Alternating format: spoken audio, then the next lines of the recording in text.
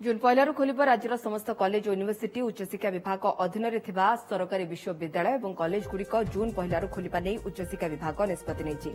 सरकारी और सरकारी अनुदान प्राप्त यूनिवर्सिटी और कॉलेजगुड़िक जून पहलू खोलने विश्वविद्यालय कुलपति और कॉलेज अध्यक्ष को चिठी लिखिं उच्चशिक्षा सचिव। मे 31 ग्रीष्म छुट्टी सरिबा क्षणी शिक्षानुष्ठान खोलने निर्देश दिया। एप्रिल 16 और 26 दिया निर्देशावली पालन पूर्वक उच्चशिक्षा अनुष्ठान खोलने लगी चिठी उल्लेख रही। जून पहलू खोल राज्यर समस्त कॉलेज और यूनिवर्सिटी उच्चशिक्षा विभाग अधीन सरकारी विश्वविद्यालय और कॉलेजगुड़िक जून पहलू खोलने नहीं उच्चशिक्षा विभाग निष्पत्ति नहीं।